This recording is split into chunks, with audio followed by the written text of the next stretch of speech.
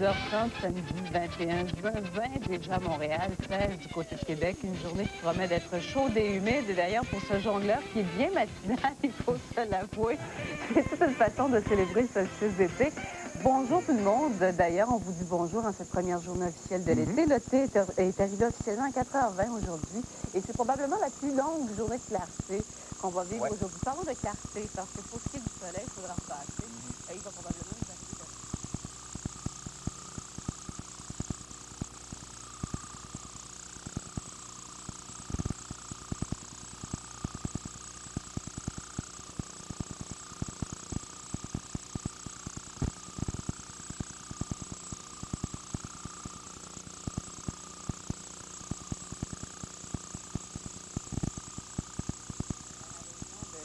dans son patin. On va lui souhaiter une belle journée. Peut-être qu'il va y avoir quelques petits éclaircies dans ce coin-là aujourd'hui. On commence encore une fois l'émission avec de mauvaises nouvelles. On vous parle de ces jeunes qui se tuent sur la route très régulièrement depuis quelques semaines déjà. Encore deux autres accidents et cette fois-ci, ce sont des motocyclistes.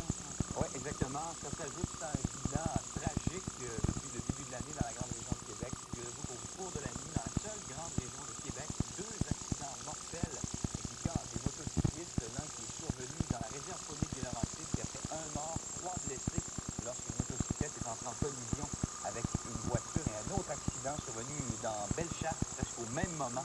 Également un jeune de 24 ans qui a perdu la vie. Donc la fin de semaine qui commence sur une note tragique dans la région. Soyez extrêmement prudents, d'autant plus qu'avec cette pluie-là qui va nous tomber dessus aujourd'hui, ça risque d'être un petit peu plus risqué glissant sur les routes. Parlons baseball encore, hein, on en parle mur à mur depuis hier, depuis que M. Brochu a fait cette demande. Pas de nouveau stade, pas d'Expo à Montréal. Et ils ont joué quand même hier et c'était un beau duel de lanceurs. On a droit à tout un duel de lanceurs. Hier, c'était entre les Expos de Montréal et les Marlins de la Floride. Les Expos qui étaient de retour après un séjour contre les Orioles de Baltimore, qu'ils ont battu d'ailleurs durant deux matchs. Et on s'attendait à ce que les Expos reviennent fort hier. Ils ont bien joué. Ils ont perdu 2-1, mais comme vous l'avez dit il y a quelques instants, le duel de lanceurs était spectaculaire hier au Stade olympique entre Pedro Martinez et Alex Fernandez. Alors, on aura tous les détails pour vous pour les prochaines minutes. On va écouter ça avec impatience. Il y a Joanne à l'extérieur qui se trouve dans le quartier du Petit Champion. On va célébrer ce solstice d'été aujourd'hui, Joanne, et on va faire ça sous la pluie probablement. Malheureusement, les prochaines journées ne sont pas très agréables pour célébrer l'arrivée de l'été, sauf peut-être la journée de lundi qui sera plus ensoleillée. Mais en fin de semaine, c'est plutôt nuageux, surtout aujourd'hui, avec des probabilités d'averses qui varient de 60 à 70 et des risques d'orage en fin d'après-midi pour une grande partie des régions du Québec. Alors, on va tenter d'en profiter un petit peu plus tard de ce bel été qui s'annonce. Présentement, à Montréal, il fait 20 et à Québec, 16. Quand vous pensez golf, hein, on pense à des espaces verts, à de magnifiques verts bien entretenus. Il y a des gens qui sont prêts à aller très loin pour assouvir leur passion du golf. Regardez où est-ce qu'on a installé un 9 trous. On a fait ça à Black Rock, dans le Nevada, et c'est pas toujours des verts, comme vous pouvez le constater. C'est en plein désert, là. C'est en plein désert, 9 trous, et c'est particulièrement difficile parce que ça roule vite, hein? Ça roule très très vite une balle de golf, évidemment, sur du sable craquelé, et même les balles peuvent disparaître dans les crevasses, imaginez. Toute une trappe de sable. Oui, immense trappe de sable. D'ailleurs, si vous attrapez un morceau de verdure, c'est peut-être là où est votre problème. Et vous pouvez utiliser un ski partout, évidemment, sur le terrain. Regardez votre C'est crevant avec le soleil. Hein? C'est crevant avec le soleil. On se désaltère quand même à cet endroit-là. On peut même se promener entre les trous avec des vélos. Regardez la façon originale dont on a présenté ce verre-là. Et il y a même un omnium. Ça ne fait pas partie encore du circuit de la PGA. Vous comprendrez pourquoi. J'imagine que les plus grands golfeurs du monde préfèrent quand même les verts qui sont beaucoup plus agréables sur lesquels jouer partout à travers le monde et surtout aux États-Unis. Beaucoup de choses à l'émission aujourd'hui. On va faire le tour d'informations, ça c'est sûr. On va recevoir aussi une jeune étudiante qui est allée faire un stage de formation en garderie en Bolivie. C'est quand même assez étonnant, choc culturel. Évidemment, on ne voit pas du tout l'éducation de la même façon là-bas qu'ici. Elle en est revenue et elle a tellement apprécié ça qu'elle a envie d'y retourner pour effectuer de la formation encore là-bas. Et on va rencontrer également des gens du village des sports. On va les activités battre leur plein là-bas. Peut-être qu'avec le solstice d'été, c'est une activité par excellence à envisager pour cet été si vous êtes de passage dans le coin. Et on va parler Fleurs des Jardins. On va parler à Yves Mondoux qui est avec nous pour sa dernière semaine parce qu'il prend des vacances de rénovation pendant l'été. Il sera probablement de retour avec nous à l'automne. Alors restez là. On est de retour quant à nous tout de suite après la pause en 2 minutes.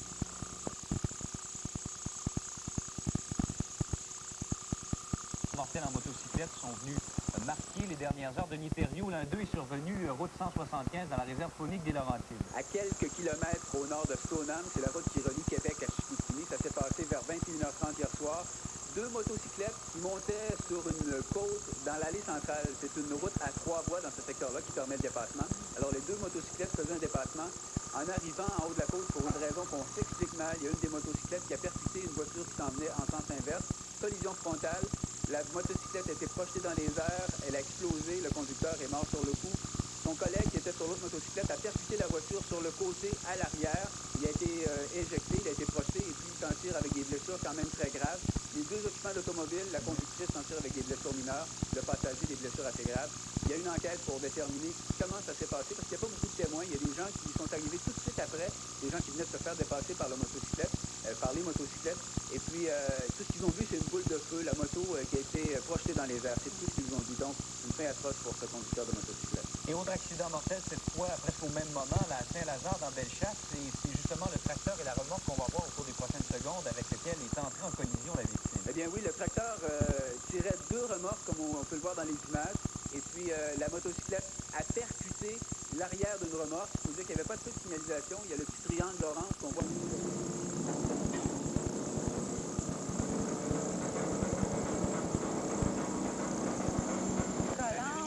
La nuit, C'est la première. la soirée, tout l'après-midi hier. Tout le monde a dû la trouver assez collante, mais je dois dire, je suis enceinte et toutes les femmes enceintes du Québec doivent m'appuyer là-dessus. Hier, là, elle a été particulièrement éprouvante. Je dois même vous dire, aussi étonnant que ça puisse paraître, il y a même un détecteur de fumée à la maison chez moi qui s'est déclenché à cause de l'humidité dans la maison parce qu'il n'y avait aucune cuisson qui se faisait à l'intérieur de la maison, pas de douches qui ont été prises. Il faut le faire quand même, le détecteur de fumée qui part comme ça. Mais on a tous survécu, hein? Oui. Encore plus humide dans la région de Montréal. C'est encore plus humide, oui. Et regardez avec ce qui nous attend aujourd'hui, malgré la petite pluie qui tombe un peu partout au Québec, ça n'a pas beaucoup rafraîchi la situation. Alors j'ai bien l'impression qu'on va en vivre une autre assez collante aujourd'hui. En information, Jean-François, ça, c'est pas tous les jours que ça survient, c'est pour ça qu'on en parle ce matin. Le Canada se fait lancer des fleurs et parler des plus grands. Oui, effectivement, au sommet du G7, on peut parler de G7 hier puisque la Russie était exclue des discussions économiques. Il y a eu beaucoup de discussions sur l'économie au cours de la journée d'hier à ce sommet qui a lieu à Denver, au Colorado. Et justement, le Canada qui s'est fait lancer des fleurs par les autres pays, on a dit qu'à la rencontre des ministres des Finances, entre autres, le Canada a été donné en exemple pour avoir réduit son déficit et également pour avoir créé des emplois. On a parlé économie, on a parlé environnement, il y avait un petit peu moins d'unanimité là-dessus. On va vous donner plus de détails dans quelques minutes. Assez étonnant tout ça qui entoure cet événement-là. Oui. Ils se sont retrouvés dans le coin de Denver, dans une espèce de restaurant western à la John Wayne. Ouais. Et le plus drôle là-dedans, c'est qu'on avait demandé au chef de gouvernement de se vêtir comme des cowboys. Il y a Helmut Kohl et Jacques Chirac qui ont refusé de Ben, s'habiller comme des cowboys. Pas tout le monde qui est dans ce garde-robe une paire de bottes de cowboy. On leur avait fourni, mais ils ont préféré une tenue plus ordinaire. Boris Eltsine aussi, je pense. J'ai ça, je l'imagine avec un chapeau de cowboy. Chirac avec un chapeau de cowboy. Oh là là! Donc, ils ont bien fait pour protéger leur image. Car un repêchage dans la Ligue nationale, de votre avis, de l'avis de plusieurs, pas trop intéressant, hein? Un petit peu plat? On s'attendait à beaucoup de transactions avant le repêchage parce que qui était bien ampli en fait de choix repêchage. Il y a eu 3 petites transactions. Et le premier choix du Canadien, le voici, au 11e rang, Jason Ward, un gros défenseur, 184 livres, 6 pieds, 2 pouces. Et c'est le tout premier choix du Canadien. Il était encore disponible au 11e, mais selon le bureau de recrutement de la Ligue nationale, il peut partir entre la 5e et la 10e place au repêchage. Alors, c'est le choix du Canadien. On en parlera amplement de ce repêchage. Luongo, d'ailleurs, qui a très bien fait. Il a créé un précédent et il devient le gardien repêché le plus haut, le plus rapidement, 4e.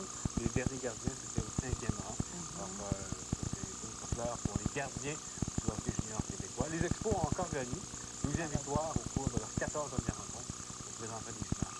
On parlait un petit peu, Carl, même si ça fait une semaine déjà, parce que vous y étiez au Grand Prix de Montréal. Vous avez dû déchanter assez rapidement après la sortie de Gilles, de Jacques Villeneuve. Dès le deuxième tour, dès que Jacques a frappé le mur du Québec, alors on a vu des gens quitter, j'ai vu des gens quitter dans mon estrade pour la sortie, et des gens qui ont fait ouf, mais les vrais amateurs de Formule 1 ont évité évidemment à cette course, qui s'est terminé en queue de poisson ou en queue de Formule 1. Moi aussi, c'est un Grand Prix. Hein. C'était même pas intéressant d'écouter jusqu'à la fin. Parmi mes Grands Prix, les 7 Grands agréable. C'était poussé. Pas un classique. Non, c'est pas un classique. Un Grand Prix à ne pas, qui ne fera pas les annales, quoi. Les gens de fêter, hein. Oui, c'est vrai. Malheureusement, ça ne s'est pas terminé exactement de cette façon-là. À la météo, aujourd'hui, on va rejoindre Joanne un petit peu plus tard pendant l'émission à la base militaire de Valcartier parce qu'il y a une journée porte ouverte là-bas aujourd'hui. Et ça peut être intéressant de voir des chars et des tours de chars qui sont offerts, de voir un petit peu comment fonctionne l'équipement militaire. Un petit tableau général de la météo, c'est de la pluie ce matin un petit peu partout au Québec. Il y aura des éclaircies par la suite en après-midi, donc ça ne sera pas si mal. Ça va être chaud. Par contre, avec cette pluie-là, ça va être humide aussi. Vous écoutez peut-être Baywatch. Comment ça s'appelle en français? Dans Malibu. Alerte à Malibu. C'est ça, alerte à Malibu. Mais regardez, les images qu'on va vous présenter maintenant risquent de transformer la façon dont vous avez de voir les plages et les sauveteurs, surtout sur les plages. Parce qu'en Italie, c'est une brigade de chiens qui va patrouiller les plages. Dogwatch. Une douzaine de plages. Mais regardez, ces chiens-là d'éternel, pour la plupart, se jettent même des hélicoptères pour aller sauver des gens qui ont des problèmes.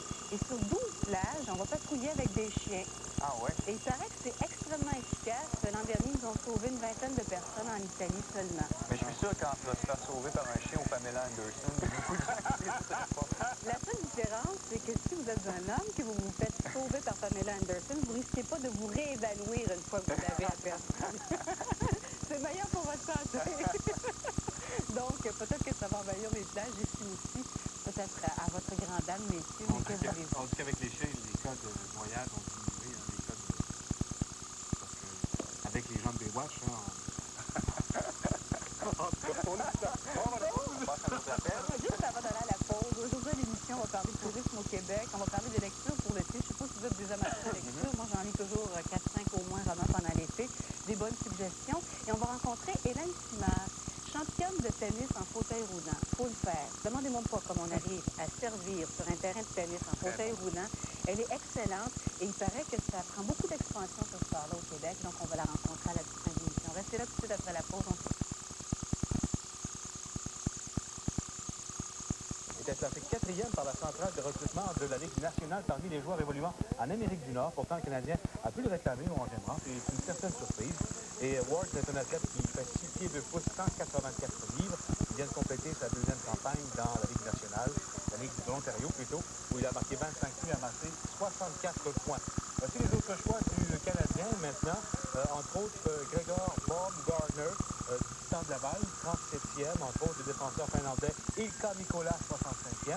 Il y a eu également un autre joueur de la Ligue de hockey junior major du Québec, c'est le défenseur Jonathan Desroches des Prédateurs de Granby.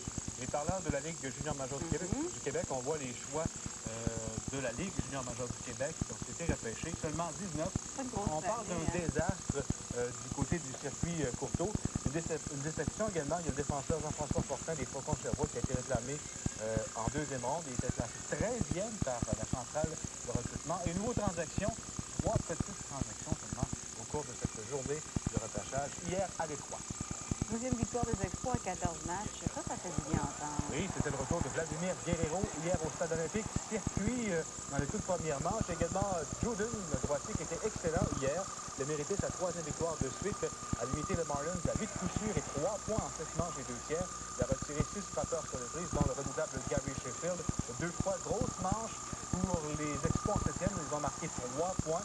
Victoire de 4-2.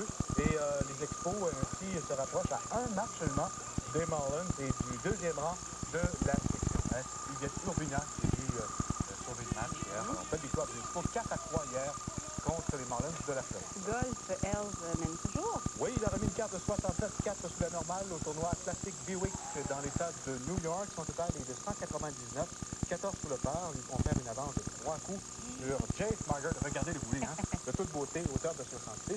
Également Tiger Woods, il a joué 71 et il présente un total de 215, 16 coups derrière Hells.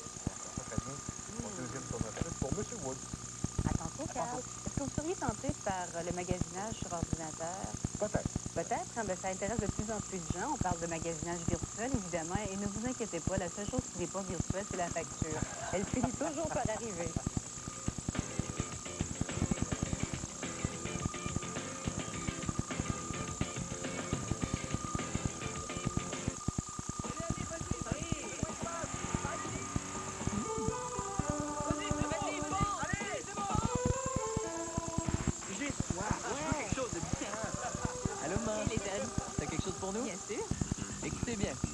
orange, une boisson mauve, Sunny Delight. Sunny Delight? Ouais. Génial, ça, hein? Hey, ça a le goût d'orange et de tangerine. Je l'aime! Et il y a des vitamines.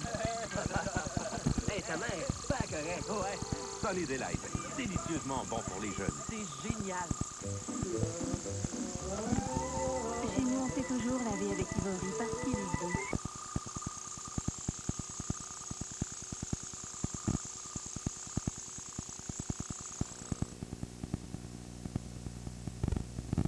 Prochain. Yeah, it feels good. I'm just ready to go to training camp and just have a good year working out. I'm very excited for the years to come. N'oubliez pas qu'il y a Raymond Bourque aussi là, qui va être un atout pour des jeunes joueurs. Alors, on a fait une facière que si on continue à être jeune, on va être capable de jouer de la Coupe Memorial.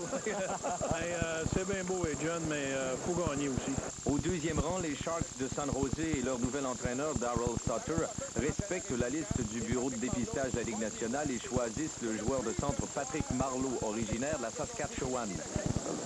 Very, very skilled player, and I look forward to coaching him. You know, my boy from Saskatchewan, farm boy, and similar to myself, so I'm looking forward to it.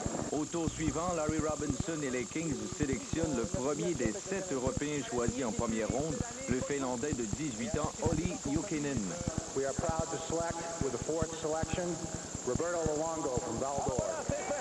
Choisi au 4e rang, le Québécois Roberto Luongo brise une barrière en devenant le gardien sélectionné à l'échelon le plus élevé de l'histoire du repêchage. Luongo, premier Québécois repêché, poursuivra sa carrière junior avec les Foreurs de Val-d'Or la saison prochaine. C'est quelque chose d'incroyable. Je ne sais même pas ce que je joue en ce moment. Là, puis, je suis très nerveux. C'est ou ben non là, ou ben non, c'est un record qui n'était pas là. Fait que c'était mon unique chance. Puis j'avais entendu des rumeurs auparavant qu'il y avait des bonnes chances. Les Highlanders, qui ont repêché 4e grâce au choix de Toronto, sélectionnent également au 5e rang. Mike Milbury discute avec Phil Esposito pour une éventuelle transaction. Les deux hommes ne s'entendent pas et Milbury choisit alors le défenseur Eric Brewer des Cougars de Prince George de la Ligue de l'Ouest. Au 8e échelon, les Blues de Boston et Pat Burns coupent l'herbe sous le pied à la direction du Canadien et profitent du choix des Hurricanes de la Caroline pour choisir le Russe Sergei Samsonov des Vipers de Détroit. Aucune surprise lors des 9e et 10e choix détenus par Washington et Vancouver, lesquels repêchent successivement les défenseurs Nick Boyton et Brad Ferentz. Vient ensuite la sélection du Canadien. Le club de hockey canadien est heureux de sélectionner le Montreal Canadiens are proud to select Jason Ward from the area of the OHL. Alors Jason Ward est donc choisi par le Canadien.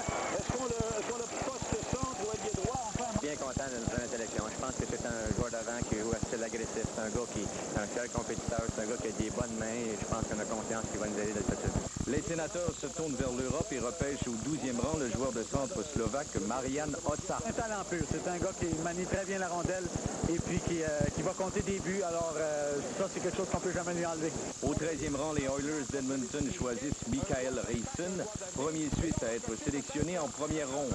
Au 17e échelon, les Pingouins rêvent de voir le Slovaque Robert Domé remplacer Mario Lemieux. Et au 24e rang, les Devils surprennent tout le monde et repêchent le gardien Jean-François Danfous des Wildcats de Moncton. Deuxième et dernier Québécois à être sélectionné en première ronde. Je sais pas, j'avais juste eu une rencontre hier avec eux autres. Puis, disons que j'avais rencontré pas mal d'équipes. Puis je m'attendais absolument pas à me faire repêcher par les Devils. Une première ronde sans transaction majeure, sans grande surprise, quoique un peu décevante pour le circuit junior québécois qui a vu seulement 2 de ses porte-couleurs, 2 gardiens, être sélectionnés en première ronde. Si le Canadien Régent Houle s'est dit surpris de pouvoir mettre la main sur l'attaquant Jason Ward en première ronde, le joueur d'avant des Otters de Érié, originaire de Shawa en Ontario, est reconnu pour son agressivité. L'an dernier, malgré des blessures subies à une épaule et à un pouce, Ward a marqué 25 buts en 59 rencontres.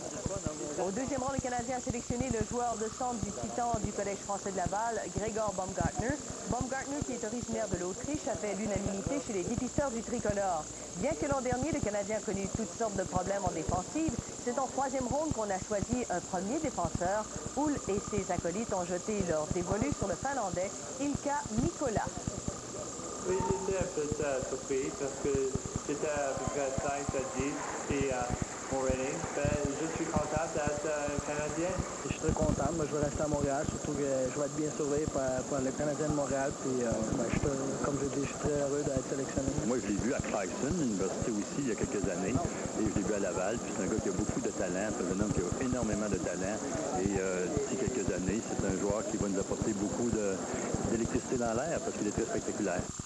Après avoir repêché 2 joueurs de centre dans les 2 premières rondes, le Canadien a sélectionné 4 défenseurs, 2 Européens et Daniel Tétrault de Brandon de la Ligue junior de l'Ouest. Le Canadien a repêché un 2e joueur du Québec en 6e ronde avec le choix de Jonathan Desroches, un défenseur de Granby. Au total, Montréal a sélectionné 5 arrières, 4 de leurs nouveaux espoirs évoluent en Europe. Les sénateurs ont choisi un Slovaque au premier rang, Marian Hossa. Ottawa n'avait pas de choix de 2e ronde. Ils ont par la suite opté pour un Finlandais, un Américain et un joueur suédois. Donc aucun hockeyeur provenant de la Ligue canadienne dans les 5 premières rondes. En 6e ronde, Ottawa a pigé pour la première fois dans les rangs juniors canadiens en sélectionnant Jeff Sullivan des Mooseheads d'Halifax. Ce fut le seul Canadien repêché par l'équipe de la capitale nationale. Les observateurs prédisaient que 3 joueurs du circuit junior québécois seraient repêchés en première ronde. Malheureusement, seulement 2 d'entre eux ont vu leur rêve exaucé. Il s'agit des gardiens Roberto Luongo et Jean-François Danfous, respectivement sélectionnés par les Islanders et les Devils. Les Flyers de Philadelphie, qui sélectionnaient seulement en 2e ronde, soit au 30e échelon, ont choisi le gardien Jean-Marc Pelletier de l'Université Cornell. Pelletier devient ainsi le 3e gardien québécois d'affilée à être repêché. Le défenseur des Faucons de Sherbrooke, Jean-François Fortin, a dû attendre lui aussi à la 2e ronde avant d'entendre son nom. Il a été choisi au 35e rang par les Capitals de Washington. Les 2 premiers choix provenant de la Ligue junior majeure du Québec ont été les gardiens de but. Ils ont été sélectionnés par des équipes de la division Atlantique. Luongo avec les Islanders, Danfous avec les Devils. Un autre gardien de la Ligue junior majeure du Québec a été choisi en 5e ronde par Anaheim. Il s'agit de Luc Vaillancourt des Arcandes Beauport. Au total, 19 joueurs seulement ont été repêchés dans le circuit québécois. L'an dernier, la récolte avait été de 31 joueurs. Comme je m'étais dit que c'est sûr que j'aurais été repêché. Puis quand j'ai vu la première ronde passer, ça me dérangeait un peu, là, mais je suis resté moi-même. Je me suis dit que mon tour allait venir bientôt. N'importe quand c'est un premier choix, c'est un événement, c'est très extraordinaire. Puis de plus que on regarde la situation des gardiens de but chez Philadelphie, c'est une situation qui m'avantage. Alors c'est un honneur et c'est un privilège et c'est une bonne opportunité. Parmi les transactions à souligner lors de cette séance de repêchage, Rick Tabaracci, qui ne s'entendait pas avec Darren Tupa, quitte donc Tampa Bay pour retourner à Calgary en retour d'un choix de 4e ronde en 1998. Le Lightning a également cédé les services de Sean Burr. L'attaquant de 32 ans a été échangé aux Sharks de San Jose en retour de choix de 5e ronde au repêchage de cette année.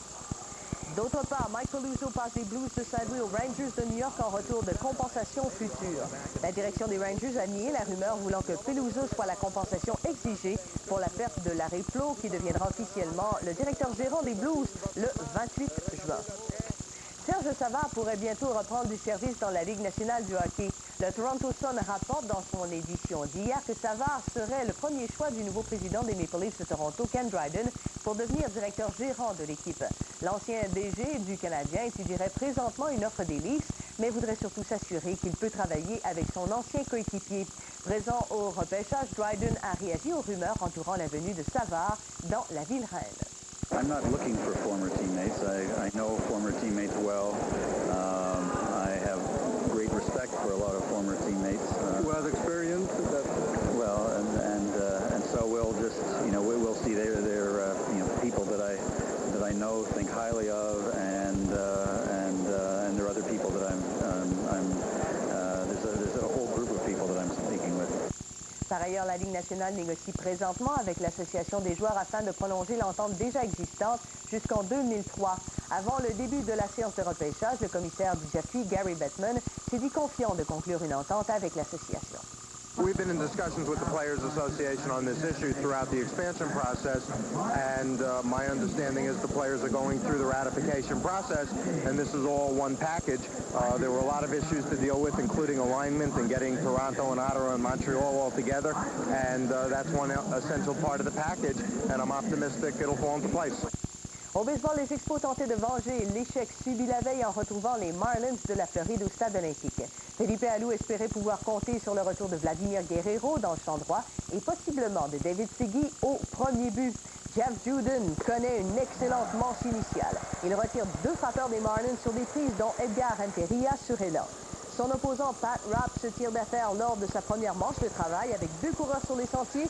Henry Rodriguez se compromet, ce qui met fin à la menace. Après que Castillo et Renteria eurent atteint les sentiers en 3e, Gary Sheffield frappe solidement la balle dans la gauche hors de portée de Rodriguez. Un double qui place les Marlins en avant 2-0. Toujours en 3e, Henry Rodriguez obtient une seconde chance d'inscrire les siens au pointage, mais il échoue une fois de plus. Un double jeu qui empêche les Expos de revenir dans le match. Remis de sa blessure à la cuisse, Vladimir Guerrero effectue un retour au jeu afin de souligner l'événement. Il expédie le front de Rapp par-dessus la clôture de droite. C'est 2-1. La marque demeure la même jusqu'en 7e. Mike Lansing rate le circuit de très peu. La balle frappe le haut de la clôture. Santangelo plonge tête première au marbre et crée l'égalité. Montréal ajoute 2 autres points dans cette manche. Henry Rodriguez fait oublier aux partisans ses ennuis au bâton en frappant son 15e circuit de la saison. Les Expos mènent 4-2. Les Marlins retranchent 1 point à l'écart à la manche suivante. Juden accorde un long circuit à Todd Dunwoody. Une claque en solo dans la droite. 4-3, Expos. En relève, Huguette Urbina se complique la vie en 9e, mais avec 2 coureurs à bord. Il liquide Gary Sheffield pour mettre fin au suspense. Avant la rencontre, les Expos avaient placé le nom de Doug Strange sur la liste des blessés pour 15 jours. Et pour faire place à David Siggy et Vladimir Guerrero, ils ont cédé le lanceur Omar Dahl à leur filiale d'Ottawa. Avec une performance de 3 coups sûrs en 4, F.P. Santangelo a porté à 16 la série de matchs avec au moins un coup sûr. Huguette Urbina a inscrit son 13e sauvetage de la campagne. Le grand droitier Jeff Juden est allé d'une autre solide performance au monticule, remportant sa 3e victoire de suite et sa 8e déjà depuis le début de la saison. Les Expos tiraient de l'arrière 2-1 en 7e, mais ils ont marqué 3 points. Une remontée amorcée par F.P. Santangelo avec son 3e coup sûr du match et couronnée par un circuit de Henry Rodriguez. Puis en fin de 9e manche, Huguette Urbina est venu fermer la porte avec un retrait sur 3 prises de Gary Sheffield avec une bonne balle glissante, avec un compte de 2 balles et 2 prises. It's better than a good job. That's a man job. To get 4 outs and with a score like that under the circumstances and getting Sheffield out with a couple of men on, that's for all stoppers. That's real tough. Julian gave us a great effort again and got some big hits late in the game. He hit one about 500 feet foul on my best fastball. I figured I had to do something, kind of shake him up a little bit, keep him honest. So, just, threw a couple breaking balls there and, got him to chase it. He's a heck of a hitter. I don't know. I'm just getting a chance to play. I think when you play on an everyday basis, everything takes care of itself. And you can ask anybody in here. I'm getting a chance to play and getting some at-bats, and, everything's taking care of itself. So, I'm just seeing the ball good and being aggressive up there and putting the ball in play. Dimanche, c'est le dernier match de cette série de 3 entre les Expos et les Marlins de la Floride. Un duel de droitier entre Dustin Hermanson pour les Expos. Il fera face à l'excellent Kevin Brown pour les Marlins. Le match est présenté sur nos ondes avec l'émission d'avant-match à compter de 13h. Et à noter que les 25 000 premiers spectateurs au match recevront cette casquette O. Henry, gracieuseté de Hershey Canada. Ici Denis Casavant, au Stade olympique. Meilleure équipe de la nationale sur la route cette saison, les Braves rendaient à nouveau visite aux Phillies à Philadelphie. Atlanta tentait de devenir la première formation à aligner 25 victoires à l'étranger. Le partant des Phillies, Matt Beach, se met dans le pétrin en première. Après 3 buts sur balle, Beach accorde un simple de 2 points à Andrew Jones qui pousse Jeff Blauser et Michael Tucker au marbre. 3-0 après une. Ben Eagle connaît, lui, des ennuis en début de match. En 2e, Mike Lieberthal profite de la présence de Greg Jeffries sur les sentiers pour réussir son 10e circuit de la saison. C'est 3-3. La longue balle replace toutefois les Braves en avant 3e. Le 3e circuit de la saison d'Eddie Perez procure une avance de 4-3 à Atlanta. Les Phillies recréent l'égalité, mais les Braves font à nouveau résonner leur bâton en 5e. Andrew Jones propulse la balle en orbite et c'est pas peu dire, au balcon supérieur, s'il vous plaît. C'est 6-4. Philadelphie remonte la pente, mais Atlanta ajoute 2 autres points en 5e. Tony Graffanino réussit son premier dans les majeurs et les Braves mènent 8-6 après 6 manches. Les Braves l'emportent finalement 9-8. Andrew Jones a produit 4 points. Mark Wohlers a obtenu sa 15e victoire protégée de la saison. La fin de long remontage. savon. Michel Lamy, retranché par les Alouettes. Cet exploit est une présentation de Naya, l'eau de source naturelle canadienne. Dans le feu de l'action, rage de vivre, soif de Naya. Jeff Juden et Huguette Urbina ont uni leurs efforts pour aider les Expos à vaincre les Marlins. Le grand droitier a lancé 7 manches et 2 tiers pour mériter son 8e gain. Urbina fait le reste. En 9e, il s'est débarrassé du dangereux Gary Sheffield avec 2 coureurs sur les sentiers. Grosse victoire de nos amours. Franchement, il y en a bien d'autres qui méritent de s'inscrire aux Olympiques avant ça. Canadien de Montréal, ils ont pêché un franco-ontarien. Et il parle français, ce jeune-là. Il parle français. Sa mère est francophone. Ses grands-parents du côté de sa mère sont de Fortin. Alors, il donnait sa première entrevue en français hier parce qu'il a été le 11e choix du Canadien, le premier du Canadien de Montréal. Et pour tout savoir sur le repêchage, on va rejoindre Jean-Pierre Boisvert avec ce reportage qui est à Pittsburgh. D'entrée de jeu, il ne pouvait en être autrement pour les Bruins de Boston qui, tel qu'annoncé à la télévision, ont choisi le centre Joe Thornton de Sault-Sainte-Marie au tout premier rang de ce repêchage de 1997. Un autre centre, Patrick Marleau de Seattle, natif de Saskatchewan, a été réclamé par les Sharks de San Jose. Le premier Européen à monter sur la scène, Olli Jokinen, est un compatriote de Saku Koivu. Le Finlandais portera les couleurs des Kings de Los Angeles. Le gardien québécois Roberto Luongo de Val-d'Or a créé un précédent lorsque sélectionné au 4e rang par les Islanders de New York. Les attentes seront élevées dans son cas et la pression aussi. Quand je mets de la pression, là, ça marche pas pour moi. Fait que moi, je m'en mets pas de pression, puis c'est ça qui va bien. Jason Ward from the area of the OHL. Le Canadien a repêché un bon joueur, Jason Ward, des Otters de Erie, en Ontario, classé 6e par les évaluateurs de la Ligue nationale de hockey, est un centre ailier droit qui fait 6 pieds 2 et 184 livres, capable de faire preuve de robustesse. Il a marqué 25 buts en 58 parties cette saison. Sa valeur a chuté cette année en raison de blessures, mais certains prétendent qu'il finira par être capitaine. Mon saison cette année, c'était un peu en haut puis en bas. Puis j'avais beaucoup d'injuries cette année, puis quand je suis healthy, j'espère compter plus de buts puis jouer plus fort.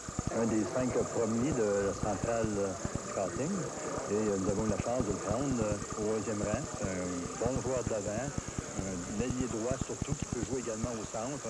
En 2e ronde, au 37e rang, le Canadien a réclamé du Titan de Laval le centre Gregor Baumgartner, un Autrichien qui a quitté son pays natal à 14 ans après avoir difficilement convaincu ses parents que son avenir était ici. On le dit, excellent patineur et bon passeur. La Ligue de hockey junior majeur du Québec s'est encore distinguée grâce à ses gardiens de but. Jean-François Danfos de Moncton a été repêché au 24e rang par les Devils du New Jersey, devenant seulement le 2e Québécois réclamé en première ronde. Il faut bien être dans le château fort des Pingouins pour constater que depuis 25 ans, seulement 2 joueurs réclamés les tout premiers repêchages ont mené à la Coupe Stanley l'équipe qui les avait réclamés. Il s'agit de Mario Lemieux et Denis Potvin. De quoi nous rappeler que l'avenir n'est pas toujours certain. Jean-Pierre Boisvert, TVA Sport à Pittsburgh. Les Expos, quant à eux, ont célébré le retour de Guerrero et de Peggy. Oui, 12e victoire lors 14 derniers matchs. On vient de voir le double de Mike Lansing. Ça, c'est en 7e manche. Et également San Angelo qui marque là-dessus. Il y aura également erreur du receveur. Lansing vient marquer. C'est un autre point. Par la suite, Henry Rodriguez va lui canonner son 15e circuit cette saison. C'est alors 4-2 pour les Expos. Les Marlins qui marquent un autre point en 8e. Et Huguette Urbina qui vient mettre fin à ce match. Alors ça va bien pour les Expos qui se rapprochent à un match des Marlins et du 2e rang dans la section Est. Un petit peu décevant parfois pour Patrick Carpentier cette saison, hein? Sur les circuits ovales, c'est difficile. Hier, encore une fois, il n'a pu faire mieux que la 23e place. Il partira de la 23e position aujourd'hui du côté de Portland en Oregon. Et c'est l'Américain Scott Pruitt qui partira en tête, suivi du Brésilien Gilles Deferrand et Christian Fittipaldi. Et enfin, on parle du Grand Prix de Beauce, autre course, mais sur 2 roues. Ça va un petit peu moins vite que la Formule 1. Est-ce qu'on a descendu le Mont-Mégantic hier? Ça doit être facile.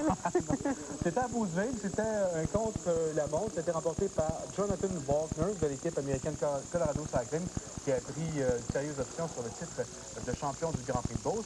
Et en soirée également, dans le centre-ville de Saint-Georges-de-Beauce, autre compétition, cette fois un critérium de 40 km. Victoire de J-Sweep, ça se termine aujourd'hui. Dernière fois à compter de 9h30. Épreuve sur route de 171 km de vélo à partir de Saint-Georges-de-Beauce. Ça, c'est des athlètes. mais... Cachez-vous, il sort! J'aimerais ça qu'on la reprenne, la scène. Christine Cazin, elle devrait embarquer entièrement dans ce gag-là, parce que c'est une femme qui aime beaucoup, beaucoup rendre service. Je suis un petit peu tendu. Tendu. Oui, mais là, c'est parce que c'est pas... Il laisse pas mal. Il m'a battu le cou. Il va te changer. Je pense quand même. La salle devrait être très forte. Puis on se rend là. Mais d'une manière ou d'une autre, il va se passer quelque chose, je le sais. L'amour rend aveugle. C'est le titre du gag. De quoi? Si j'ai une carte de tarot pour savoir si notre gag, comment va aller notre gag? Deuxième arrondissement. J'ai l'impression qu'ils vont faire... Je fais une nouvelle amoureuse qui veut tout lâcher pour l'amour. Tu fais une folle de toi, finalement. C'est ça. La fille, t'as l'air, c'est une autre de tes sacs. Mais non. Hein? Ça me fait le mal. C'est un élément qui peut se tomber en amour, ça les poignées, les femmes, l'odeur. Ben, j'en plus, ça fait beaucoup de... Surtout toi, moi, ça se peut pas bien. Bon. J'ai pas de... Non, moi, c'est pour ça que je suis là, en fait. Parce que tantôt, je veux dire, on laissait Pauline à défendre. C'est pour essayer de stimuler les réactions de Pauline au cas où elle ne parle pas. Excuse, parce que... Mais ce qu'il y a de formidable dans ces gags-là, c'est que je disais, au moins, on a une feuille de route, là, mais je disais qu'il n'y a rien qui se passe exactement comme vous l'avez prévu. Ah oui, des fois. Ça m'excite, les imprévus. Là. Je suis très excitée de rediscuter après, là, de voir qu'est-ce qui s'est passé exactement. Là. C'est la deuxième fois que je prends quelqu'un à surprise, puis je l'ai bien aimé ça. Il y a comme un bon thrill avant, il y a une forme de trac avant que l'action commence vraiment, parce qu'on sait à partir de quel moment la mise en scène commence. Puis on est sur une bonne tension, mais j'aime bien ça. L'action de François a été crédible quand même. Il avait des sociétés incroyables, puis ce qu'on peut avaler pareil. Dans un bar à 2h30 l'après-midi, c'était comme pas évident. C'était plus un gag qui jouait comédien, ça, complexe victime. Oui, j'aime ça faire des put-on, faire des accords. C'est drôle de voir le monde se démerder avec ça. Puis moi, je me suis déjà fait poigner, fait que...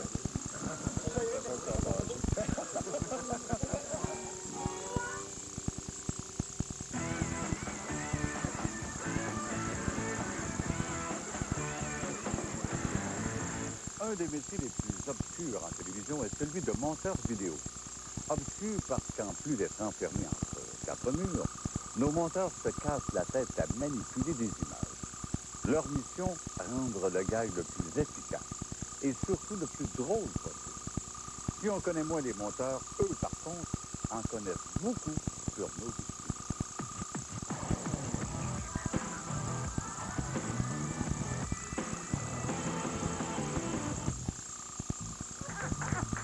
Mais ça prenait juste transcassel. Est-ce que je peux avoir un petit peu de regard sur le montage? Oui. C'est caméra dans la voiture? Oui. En plus? Oh, you guys are not serious. No, you have to cut, right? C'est tellement vague. De toute façon, je dis ça à tout le monde, je suis monteur, ça ne dit rien. Je travaille en télévision. Tu veux réparer des téléviseurs? Quand je réalise un gag, rendu au montage, là, je ne ferai rien. Beaucoup de monde ne savent pas que surprise, par exemple, un gag ne dure pas 10 minutes, 8 minutes au départ, mais c'est quelque chose qui dure 1h30, 2 heures. Alors, c'est important qu'on arrive avec une autre personne et cette personne-là est le monteur. Évidemment, moi, quand j'essaie de monter autant que possible pour que tu aies l'air en temps réel, qu'un coup monté, si ça dure 7 minutes, que le spectateur a l'impression que ça s'est fait en 7 minutes. Donc, notre travail, souvent, c'est d'illustrer l'émotion qui peut se passer dans la tête de quelqu'un qui s'extériorise pas. Au Pirelli, c'est ça qui est bonne, faire plus fort. Le fait de chaque trésor, là, on va sans doute le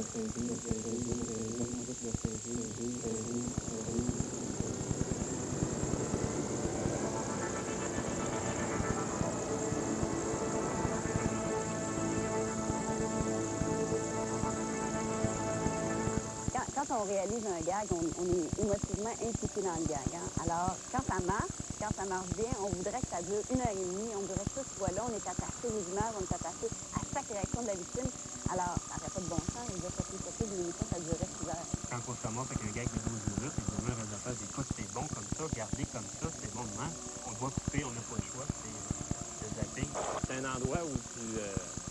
vite chacune des secondes, parce que sur chacune des secondes d'un show, tu la remets en question. Alors, le monteur est là pour nous ramener sur Terre, pour nous dire, ben ça vaut la peine de le garder, ça vaut moins la peine. Fait qu'en fait, c'est important que le monteur arrive avec sa vision objective du gag. Et en fait, lui, ben, il représente le premier spectateur du gag. Hein. Alors, il faut se fier à son instinct. Je suis la personne la plus proche du téléspectateur qui, lui, va le voir dans son programme. Avec le gag de Morancy, lui, il était particulier parce que le comédien, il sacrait beaucoup. Mais c'était dans son personnage de sacrer. Sauf que ça a fait un enchaînement. Alors, le complice a commencé à sacrer, le comédien aussi. Tout le monde sacrait en gag. Mais le problème, souvent, c'est dans la réaction de la victime. Sa réaction, ça va être ça. Et c'est ce qu'on recherche, nous, une réaction de la victime. Qui attaque, nous, on est dans un dilemme. Est-ce qu'on le présente ou est-ce qu'on le présente pas? Il y a aussi des censures de type personnel, évidemment. On entend plusieurs choses. Moi, des fois, je me sens un peu voyeur, d'ailleurs. C'est sûr qu'en général, sur ces surprises, on va jamais vraiment entendre des choses personnelles parce que souvent, le complice va s'arranger pour pas s'en aller dans des discussions qui vont être très, très intimes. Nous autres, on est sûr qu'on ne pourra pas passer ça parce que c'est l'exemple de quelqu'un qui parle avec son chum de sa maîtresse, s'il y en a une, il ne peut pas passer ça. Ça, c'est de la censure automatique. Ça, oui. Il y a des noms, là, mais je peux pas les dire. Quel dernier mot? La vérité. La vérité, le dernier mot. Non, ben écoute, le dernier mot, on n'est pas des nazis, là, on travaille. Ben, je laisse croire au réalisateur que c'est lui qui a le dernier mot, c'est plutôt ça.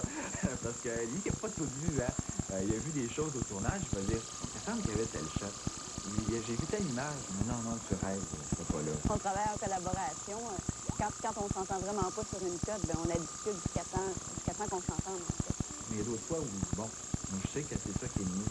Alors, j'ai dit, regarde, on n'a pas le choix, il faut prendre ça. Ça, finalement, il faut le couper. Est-ce que le rire est inné chez l'homme? Je pense que le rire, ça remonte à l'homme des cavernes, certainement. Un bon gag, je pense que faut que la victime, évidemment, soit impliquée, se sente en quelque part responsable de ce qui se passe. Ou même, je dirais, un gag est parfait, c'est un qui semble moyen au départ. Puis c'est quasiment un chef-d'œuvre à la fin. Là. Marcel, à la ligne, qui invite tout le monde à réfléchir à la vie, en fait. Quoi qu'il arrive, gardez le sourire. Puis, il prévient ses victimes futures, mais dans le fond, on devrait tous faire ça. Parce que quoi qu'il arrive, il faut que tu gardes le sourire.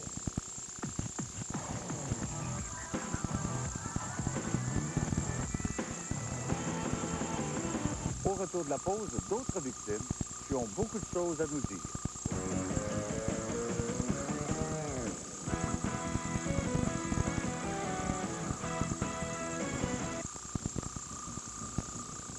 Le club de golf Grand-Mère, la tradition du golf en Mauricie. Le club de golf Grand-Mère, un terrain superbe dans la plus pure tradition écossaise, l'un des plus anciens au Canada. Un parcours remarquable, longé d'arbres centenaires et réputé pour le défi de ses vallons et ses nombreuses frappes de sable. Des airs d'une qualité exceptionnelle. Un accueil qui, depuis 87 ans, fait toute sa renommée.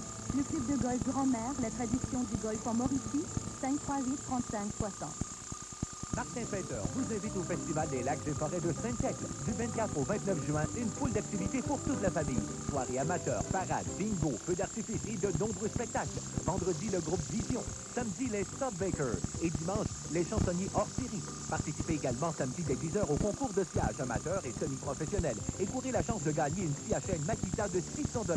Et en plus, dimanche, tirage d'une Harley Davidson. Le Festival des lacs et forêts du 24 au 29 juin à Saint-Siècle.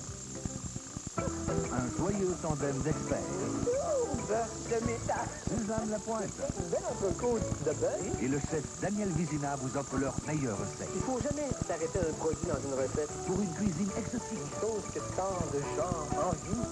Oui, des rats. Accessible et facile à réaliser. Un goût d'alcool. Savoureux et flamboyant. Attention, c'est chaud. Du lundi au vendredi, 10h. Il y a du nouveau dans le monde. Faites-vous transporter dans un univers surdimensionné avec la toute nouvelle superproduction Le Tour du Monde de Joe Maquillon. Vous en aurez plein la vue avec ses effets spéciaux exceptionnels. Grâce à ses techniques de pointe en sonorisation, vous franchirez le mur du son. Le nouveau Tour du Monde de Joe Maquillon, présenté à Ville-de-la-Baie du 6 au 30 août.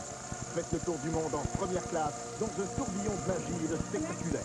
Cet été, profitez pleinement de vos vacances. Prenez le temps du Saguenay-Lac-Saint-Jean. Récemment, j'ai découvert un excellent restaurant, le restaurant Stratos. J'adore son ambiance et sa cuisine raffinée. Aujourd'hui, j'en profite parce que c'est le Festival de la crevette. De délicieuses assiettes de crevettes à partir de seulement 8,95 $. Et pour ceux qui aiment les duos, ici chez Stratos, on vous sert de succulentes crevettes avec des brochettes de poulet, des filets mignons ou encore un bon filet de sol ou la fameuse coquille Saint-Jacques. Alors, si vous êtes comme moi, un mordu des crevettes, profitez du Festival de la crevette au restaurant Stratos, rue Thibault, Cap de la Madeleine.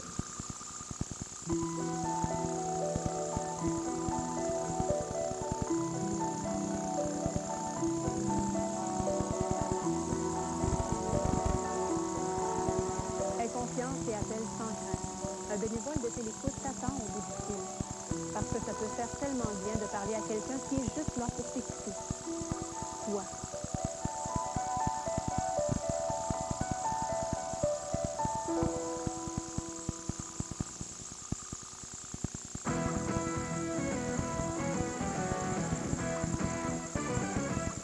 Comment parler de surprise sans parler de nos précieuses victimes?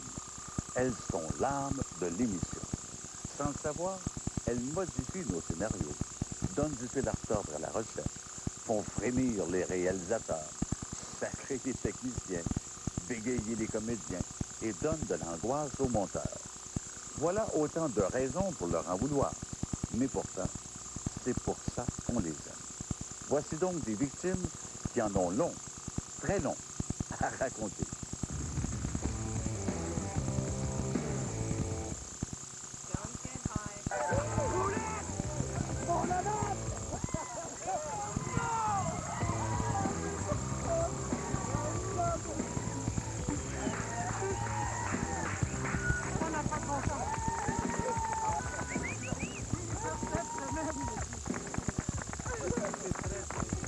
Sur l'adrénaline, j'en tremble encore.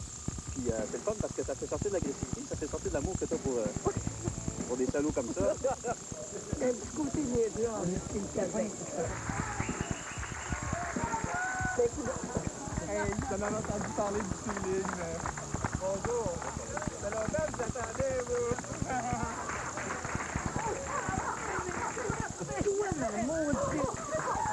Moi, j'ai vraiment rien vu. Ça n'a pas de bon sens. Marcel a été là 3 minutes à côté de la table, puis il est même pas vu.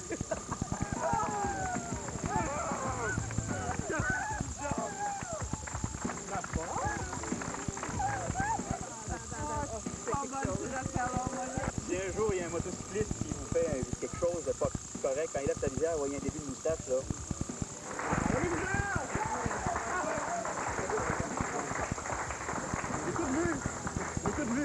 Hey, merci tout le monde. Ça me fait tellement choquant parce que ça me touche de voir qu'il y a une si grosse équipe qui s'est déplacée pour nous.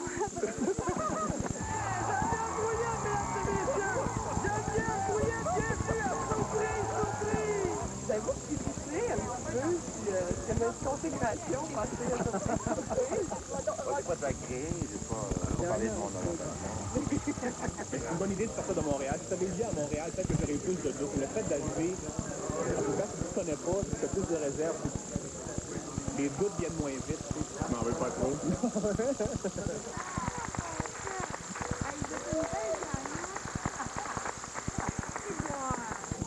Comme hypé, là. Je me sens là, comme surexcitée. Je pensais tout à fait à tout, mais je ne me préparais pas en fonction de m'apprêter à me faire faire. Mais je pense que c'est ça, les gens. Il n'y a jamais un moment où j'ai décidé de dire « Ah, c'est un gars, donc on s'en va à la maison. » Parce qu'ils travaillent pour surprise! Oh, ça va. Moche.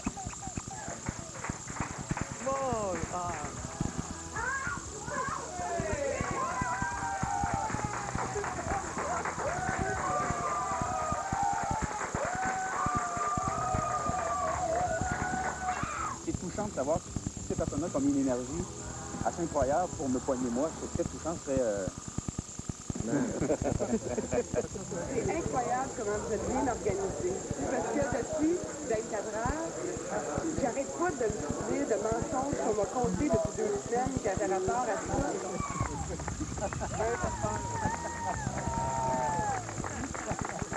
c'est Lorenzo, si tu t'approcher. Non, puis comme un italien, sinon, t'embarques pas là-dedans, tu sais. Puis en fin de compte, ils m'ont bien eu, ça a bien passé. Ah, il est là, le grand-père!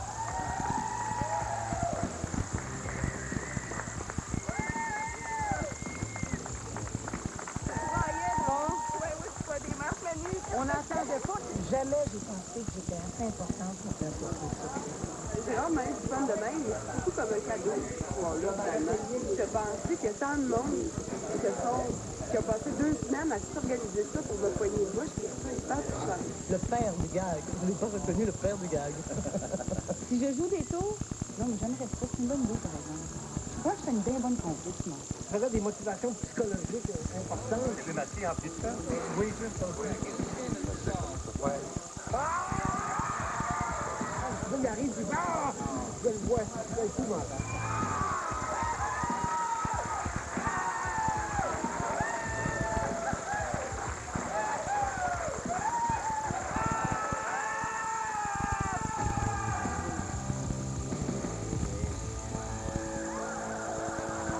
Eh bien, voilà, c'est maintenant le moment de mettre un terme à cette émission impossible. J'espère qu'on vous a permis d'en apprendre davantage sur une équipe qui se démène de gag en gag pour vous apporter un peu de plaisir. Comme vous voyez, c'est pas le travail qui manque. On est en pleine préparation pour un autre gag. Quant à moi, il ne me reste plus qu'à vous laisser sur d'autres images de notre prochaine saison qui, je l'espère, saura vous plaire. Et n'oubliez pas surtout que, quoi qu'il arrive, gardez le sourire.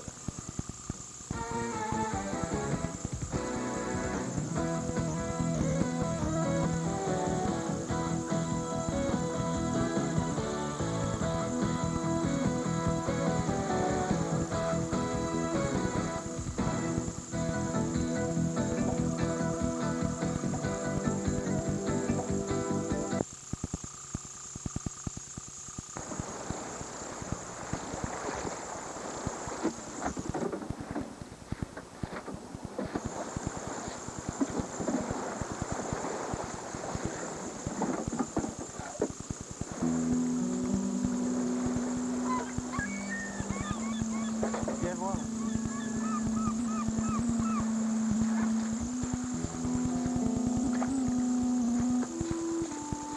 On l'amène chez Jean de France.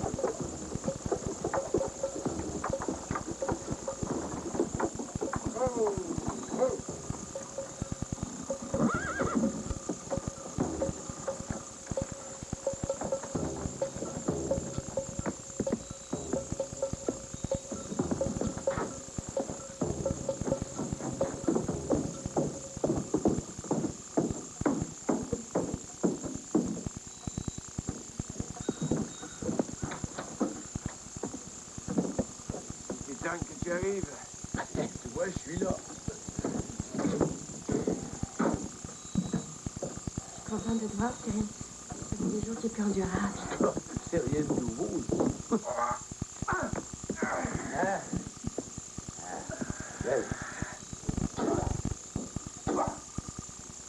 Il n'y a même pas la caramel de soin.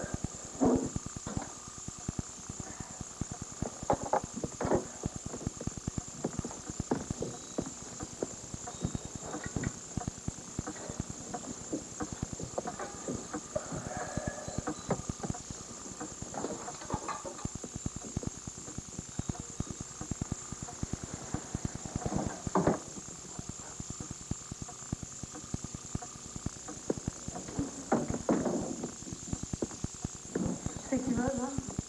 Ça me regarde.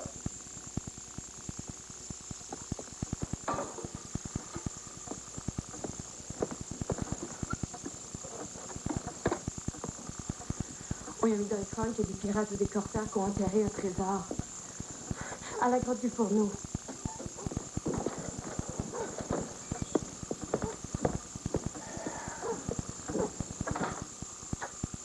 On est la motrice du village.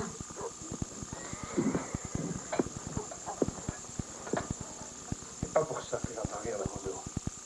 Et je le sais très bien, Julie. Eh oh, faut pas parler sur les gros dents, hein? D'accord? Regarde ce qu'on a trouvé. Cyril, on a quelque chose pour toi. Doucement, hein? Attention. Doucement.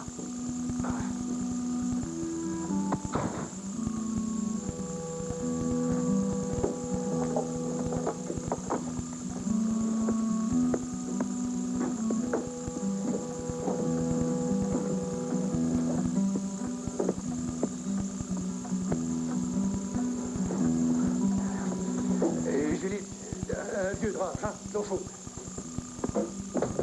Allez, il est tout comme mon petit aide, comment vous dire?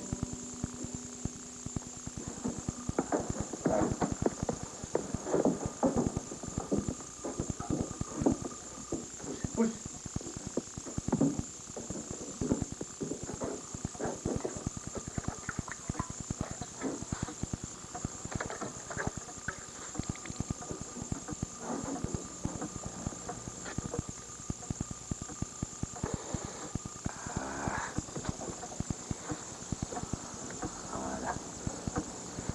Il va-tu mourir? C'est peut-être mieux pour lui. Julie, tiens à voir un demi.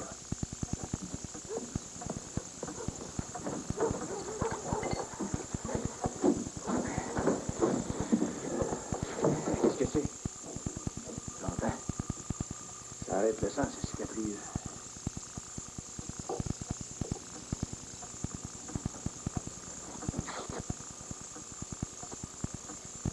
C'est un accident?